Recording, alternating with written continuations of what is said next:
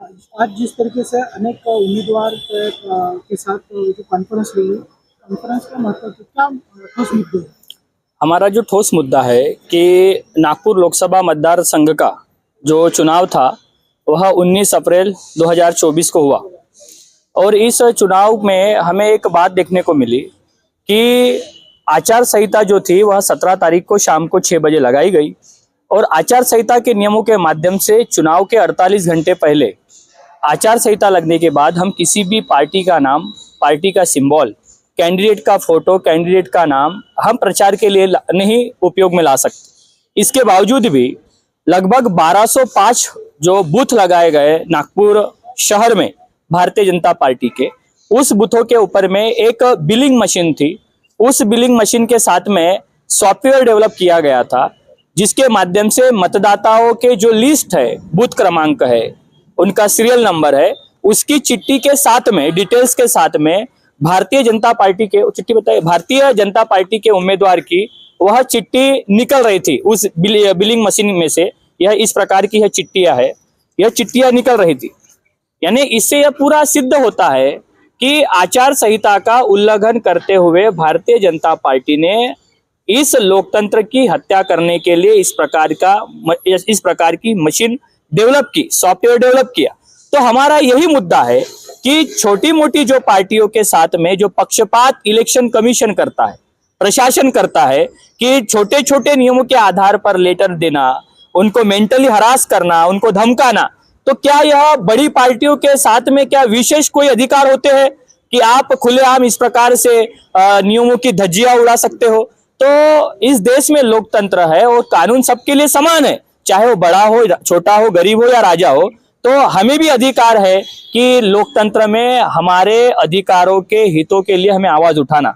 तो हम आज जो सर्वपक्षीय और अपक्ष लगभग 20 उम्मीदवार हम यहाँ पर प्रेस कॉन्फ्रेंस लेने आए हैं प्रेस क्लब में कि क्यों ना यह चुनाव रद्द किया जाए, क्योंकि ऐसा प्रावधान इलेक्शन कमीशन की गाइडलाइन में है।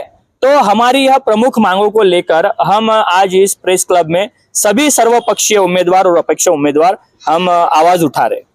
नागपुर लोकसभा में कितने मतदाता की मतलब लिस्ट थी और उसमें से कितने लोगों ने वोटिंग निकाली? लगभग नागपुर मतदाता की लिस्ट 22,19,000 समथिंग कुछ थी और इलेक्शन कमीशन ने अपने साइट के ऊपर में डाला है कि लगभग 53%, 55% वोटिंग हुआ है। लेकिन हमारे जानकारी के अनुसार वोटिंग यह 45 से लेकर तो 48% हुआ है। तो काफी मतदाताओं को लिस्ट में नाम न होने के कारण, फेरफार उनका नाम न होने के कारण उनको यह वोट देने के अधिकार से वंचित रहना पड़ा। लगभग 7 लाख जो वोटर है वो वंचित है। तो यह मामला काफी भयावह है। लोकतंत्र में मतदाताओं को मत देने का अधिकार होता है और लिस्ट में से नाम गायब होना यह अधिकारों के विरोध में लिया गया निर्णय है, यह अधिकारों के विरोध में किया गया काम है। तो हम इस मुद्दे को भी डबल वोटिंग होना चाहिए इसलिए आए। नागपुर जिले के कलेक्टर, इनके माध्यम से वोटिंग कैसे किस तरह से बढ़ेगा ये भी कार्यशाला ली गई थी, उसके बावजूद भी ये सारी धांधली हुई, क्या बताएंगे? तो इससे सिद्ध होता है कि प्री प्लानिंग पूरी तरह से किसी भी प्रकार की तैयारी न करते हुए किया गया काम है।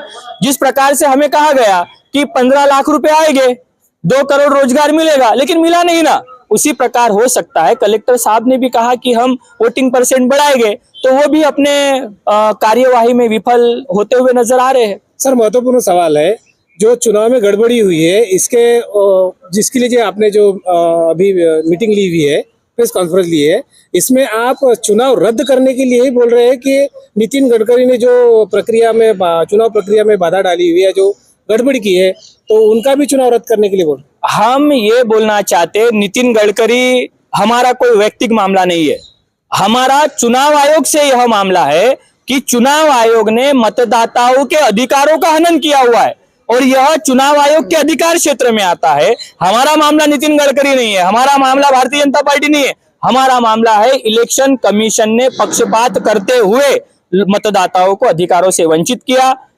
संवैधानिक अधिकारों के माध्यम से उन्होंने आचार संहिता का उल्लंघन किया और आचार संहिता का उल्लंघन के नियमों के माध्यम से इलेक्शन रद्द होना चाहिए, ऐसा यह सारा संविधान कहता है। नगर और अनंतनगर और मोमिनपुरा की ईवीएम भी लगभग 2-3 घंटे बंद रह चुकी है। इस पर आप क्या कहना चाहिए? ईवीएम के ऊपर हमारा पूरा मामला है कि ईवीएम मशीन से चुनाव होना ही नहीं चाहिए। क्यों? कि ये मनुष्य निर्मित है, ये मैनिपुलेट होता है। जब चांद पर का जो यान है वह धरती पर से उसको सुधारा जा सकता है, तो ईवीएम मशीन तो आजू बाजू में होता है और मानव निर्मित है, या सॉफ्टवेयर अपडेट किया हुआ मामला, ये तो बिगड़ हो सकता है। तो हमारी एक ये भी मांग है कि ईवीएम मशीन रद्द होकर बैलेट पेपर से चुनाव होना चाहिए। आपको लगता है कि आपका आंदोलन सफल होगा? बिल्कुल होगा। हम आंदोलन संवैधानिक मार्ग से करने वाले लोग हैं। इस तरह से आप बोल रहे कि ईवीएम मशीन फोड़ेंगे, आप तो पहली सजग कर रहे हैं। हमने वह देश जनहित पार्टी के राष्ट्रीय अध्यक्ष जी का मामला है। उम्मीदवार ने भारत मुक्ति मोर्चा के राष्ट्रीय अध्यक्ष माननीय वामन मेश्राम साहब ने बहुजन मुक्ति पार्टी को समर्थन घोषित किया है, और बहुजन मुक्ति पार्टी को समर्थन घोषित करने के बाद में माननीय वामन मेश्राम साहब ने खुद कहा था कि हम ईवीएम मशीन फोड़ेंगे अगर बैलेट पेपर लागू नहीं हुआ तो। लेकिन उन्होंने 17 तारीख को यानी कि 16 तारीख को रात को 12 बजे जो वीडियो वायरल किया कि हम कायदा और सुव्यवस्था बनाए रखने के लिए इस हमारे जजमेंट हम दिए हुए जो हमने बयान है इसको हम थोड़ा डिले करते हैं और कायदा और सुव्यवस्था बनाए रखने के लिए हम काम करेंगे। इसके बावजूद भी इलेक्शन कमीशन बदमाशी कर भारतीय जनता पार्टी को प्रचार करने के लिए समर्थन कर रहा है। तो यह तो मतदाताओं का विश्वास उठता हुआ नजर आ रहा है इलेक्शन कमीशन के ऊपर से, प्रक्रिया के ऊपर पूरे से। तरह नियमों के अंतर्गत रख के संवैधानिक मार्गों से बिल्कुल संवैधानिक मार्गों से ही कर सकते हैं। संवैधानिक मार्ग में यही भी लिखा हुआ है कि जहां पर ज्यादा अति दिक्कतें होती है वहीं पर ही ईवीएम का उपयोग करना चाहिए, लेकिन 100% ईवीएम का उपयोग करना चाहिए यह संविधान में कहीं नहीं लिखा है, यह इलेक्शन कमीशन की गाइडलाइन में कहीं नहीं लिखा है। फिर भी इसके बावजूद 100% ईवीएम मशीन लगाई गई, इसका मतलब संविधान विरोधी काम है।